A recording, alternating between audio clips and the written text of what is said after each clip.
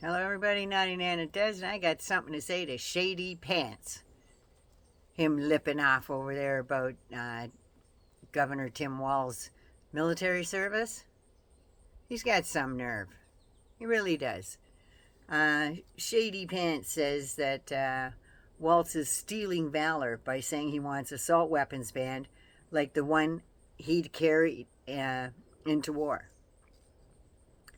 I don't think he meant that he carried it into war.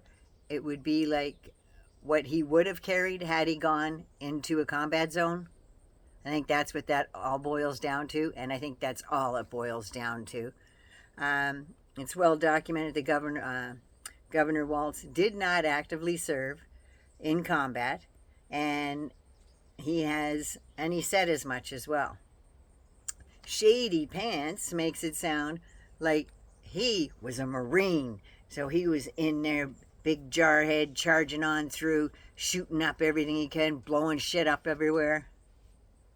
That's what it makes him sound. He almost comes across like he was a Marine officer or something. That's the kind of facade that he's putting on. But actually, he was a Marine, all right. But he was not an officer. Like, he has that air like, oh, I was a Marine. Yeah, well, you were non-com like the rest of the jarheads in there. And it appears to me that that's what you try to pull off. Because just being a non-commissioned officer isn't good enough for you. But, yeah, you were a corporal. You served 4 years. Thumbs up. Tip of the hat. But guess what? You may have been to Iraq, but you sat in an office. You weren't out on the combat field either. Like you're asserting that you did without coming out and saying that you did. Yeah, you were a corporal for 4 years. Now you would think after 4 years and serving for 6 months in a combat zone as a combat correspondent, you would have at least made sergeant. 3 stripes, pretty sure. But you weren't even really a war correspondent because you were nowhere near the guns and stuff. You sat in public affairs in an office at a computer. That's what you did, JD Vance. You were not a war correspondent. You were basically public affairs. That's all. You were no more than when DeSatan went over. He was the coffee boy. He wasn't out there blowing shit up either. But yeah, you think you would have at least made sergeant in 4 years and have a little bit of wartime under your belt, right? You usually get a quicker promotion. Must have done something. Just saying, must have done something not to get promoted. Not reliable, maybe? Maybe told too many fibs? Never know. Shady says Walz let Minneapolis burn to the ground and he did nothing. That's not true. He called in over 700 National Guard and 1,000 civilian Army and airmen to quell the violence and stop it. And he did such a good job, Shady, that the Mango Moose Knuckle had all the governors on a conference call and just praised him up all kinds of ways. He says to Governor Walz on a conference call with all the governors, oh, Walz dominated. And then he praised his leadership, and he was an example for all the other states to follow. I know Governor Walz is on this call as we spoke, and I fully agree with the way he handled things the last couple days.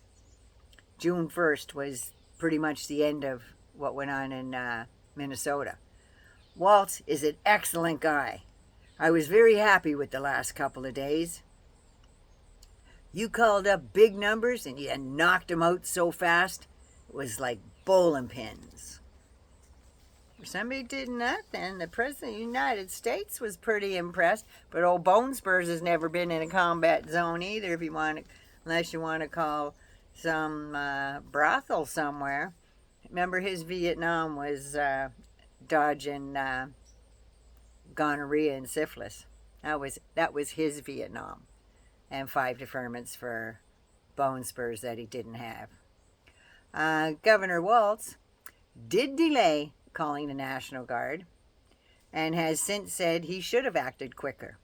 He expressed support for the peaceful protesters and didn't want to use the National Guard right away because sometimes in those situations you see a bunch of armed men and they become the antagonist, and sometimes it escalates situations.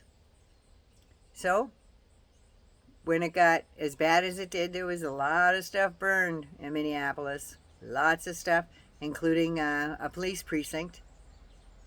But it's been proven time and time again, if you send them in like an armed force, people rebel more. So he took the chance. Didn't work out that well. But in the end, perfecto. Now, Walz filed paperwork with the Federal Elections Committee February 10th, 2005. Now, they're all going on saying, oh, he was too scared to go to Iraq because his unit was getting ready to deploy. This guy was not in the war room with anybody. He was basically the command sergeant at the time. He got promoted to the rank, so don't say he wasn't.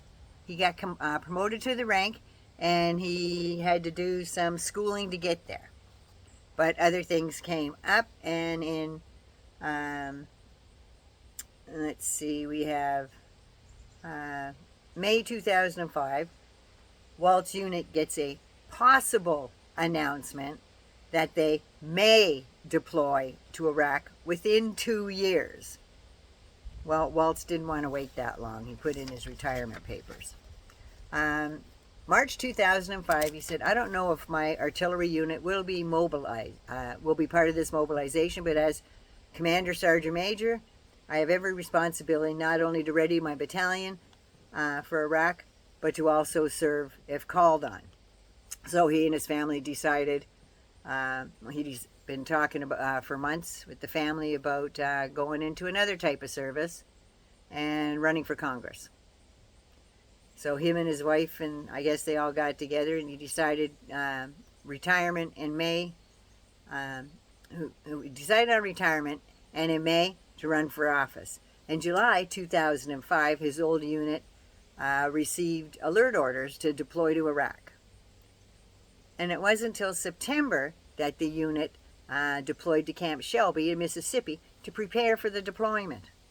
Now, March 2006 was when the unit was actually deployed for 22 months, and it was the longest serving continuous deployment of any military unit during the U.S. operations in Iraq. So, Shay D Vance, you want to sit there and lip off? You're a sad, sorry son of a bitch. That's what you are. Sad, sorry son of a bitch. Walz did deploy with the Minnesota National Guard in August 2003 to Vicenza, Italy, as part of support for the U.S. war in Afghanistan, but ended up not being shortlisted to Afghanistan. So, as a vet, I think Shady is a good name for you. Because all you're doing is just picking at little tiny pieces, but you're not continuing the thread through to get the rest of the story, as Paul Harvey used to say. JD Vance, you should be ashamed of yourself. Coming off like you're a big combat veteran with the big Marine Corps, all dressed in your dress whites and everything else. You were sitting in an office drinking coffee and typing up little notes in public affairs. So shut the fuck up. You don't know what you're talking about. I don't know about you, Shady. You're a really screwed up man. That's all I gotta say. 99 love should be good, be safe, and please take care of you first. If you're new to this channel, give us a subscribe, give us a like, and share this with friends and family. Share with friends and family you don't like, because they're believing all this stuff. And maybe they need to see Nana going toe to toe in my old army t-shirt and hat. Anyway, Nana loves you. Over and out. Be good to you first so you could be good to somebody else. Roger D.